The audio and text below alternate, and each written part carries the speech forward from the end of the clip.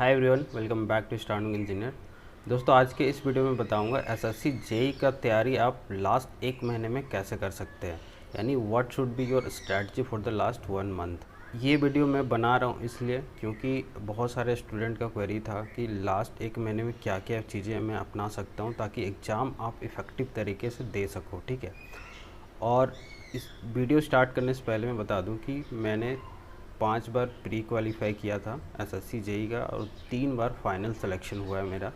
तो I think I am well qualified to make this video. ठीक है, सबसे पहला चीज़ आपको क्या करना है, नोट्स एंड क्वेश्चंस। ठीक है, अभी इस वीडियो बनाते समय मैं मान के चल रहा हूँ कि आपका नोट्स रिवीजन कंप्लीट है और क्वेश्चंस भी आपने बहुत सारा बनाया हुआ है। ठीक है, अभी आपको क्या करना है कि डेली 2 सब्जेक्ट का नोट्स रिवीजन करना है, उसके बाद आपको क्वेश्चंस सॉल्व करना। अब बात आती है क्वेश्चन आप कहाँ से सॉल्व कर सकते हैं, तो सबसे पहला प्रेफरेंस आपका होना चाहिए एसएससी जेई का पीवाईक्यू।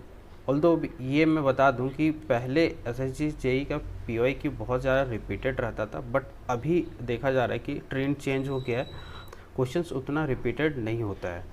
तो इवन इफ क्वेश्चन रिपीटेड नहीं होता है फिर भी आपको ना एसएससी जेई पीवाईक्यू सॉल्व करना चाहिए। एटलीस्ट आपको आइडिया हो जाना चाहिए कि इस टॉपिक से पूछता है। टॉपिक चेंज नहीं करता है एसएससी, ठीक है, जूनियर इंजीनियर एग्जाम के लिए वही रहता है। बस आपको देखना है कि जिस टॉपिक से पूछा जा रहा है उस टॉपिक से रिलेटेड क्वेश्चंस आप बना पा रहे हो कि नहीं। ठीक है, तो इसके लिए आपको थॉरली एसएससी जेई का पीवाईक्यू सॉल्व करना है। आप ये 10 दिनों के अंदर कंप्लीट कर सकते हैं। ठीक है, आपके पास जो भी पीवाईक्यू है, मेडीजी का है या आईएएस का है, दोनों अच्छे हैं। बस आपको क्वेश्चंस का आंसर्स अच्छे से देखना है। ठीक है, गलत एक्सप्लेनेशन को पकड़ना है और उसके अकॉर्डिंग ही आपको दिमाग में बैठाना है चीज़ें को। ठीक है, आपको ये हो गया। उसके बाद आप क्वेश्चन सॉल्व करने के बाद आपको क्या करना है कि टेस्ट देना है। ठीक है, अब टेस्ट देने का भी 2-3 तरीका होता है, मैं बता दे रहा हूँ कि डेली ना आपको 2 सब्जेक्ट का टेस्ट देना है।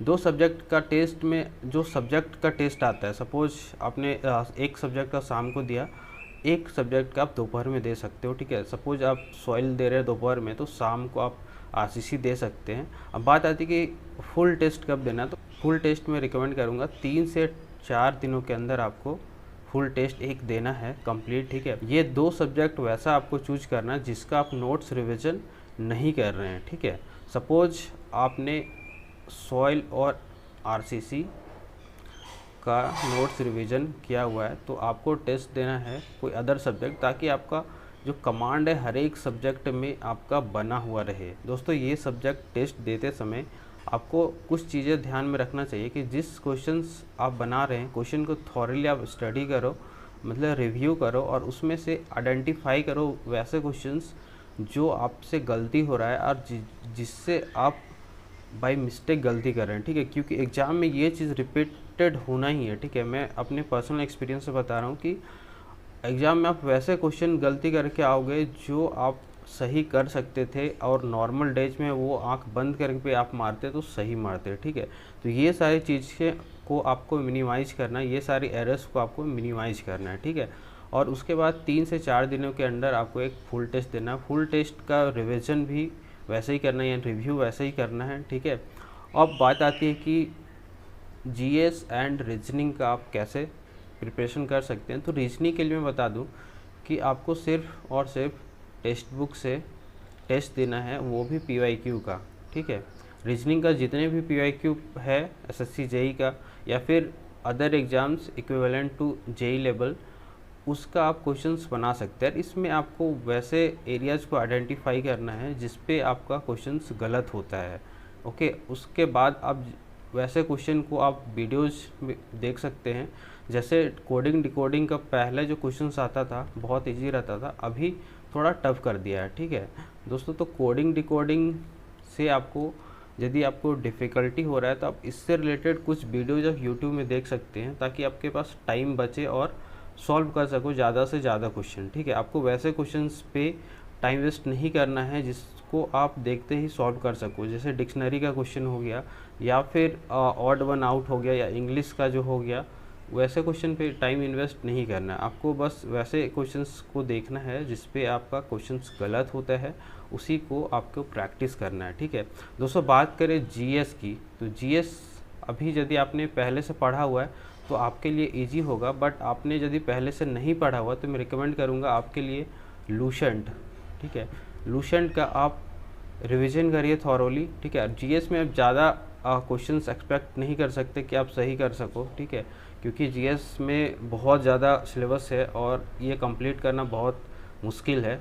अब बात करें दोस्तों करंट अफेयर की, तो करंट अफेयर में आपको 2-3 चीज़ें करना है। पहले तो डेली करंट अफेयर आपको देखना चाहिए पहले से, जब से आप तैयारी स्टार्ट करें तब से करंट अफेयर डेली देखो। डेली करंट अफेयर देखने से क्या होता है कि आपको एक आइडिया लग जाता है कि ये टॉपिक से पूछा जाता है क्वेश्चंस, ठीक है, और आप चीज़ें को रिलेट कर सकते हैं। जैसे आप रिलेट कर सकते हैं तो आपका चीज़ें याद रहता है करंट अफेयर से रिलेटेड। जैसे स्पोर्ट्स का इवेंट हो गया, या फिर कोई पॉलिटिकल इवेंट हो गया, या फिर साइंस एंड टेक का हो गया, एनवायरनमेंट का हो गया, सबसे आपको क्वेश्चंस याद रहता है। बात करें लास्ट 1 मंथ में आप कैसे करंट अफेयर को याद कर सकते हैं, तो आप इस पर ज़्यादा टाइम नहीं दे, आप सिर्फ और सिर्फ लास्ट 6 मंथ का जो मंथली करंट अफेयर आता है उसको आप देखें, ठीक है।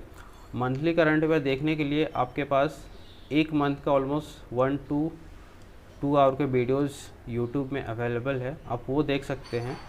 या तो दूसरा चीज़ मैं करता था वो आप अपना सकते हैं कि जैसे आप मार्केट में रहो या फिर कहीं और रहो, कुछ और चीज़ें कर रहे हो, तो उस समय ना क्या करो ना, करंट अफेयर का मंथली जो वीडियोज आता है उसका ऑडियो वर्जन डाउनलोड कर लो और ये खाली टाइम पे आप सुनो, ठीक है। अब इवनिंग में आप जब वॉक पे जाते हो उस समय सुन सकते हो। सुनने से क्या होता है कि रिपीटेड आपके जब सबकॉन्शियस माइंड में जाता है तो कुछ चीज़ें आपको याद हो जाता है, ठीक है।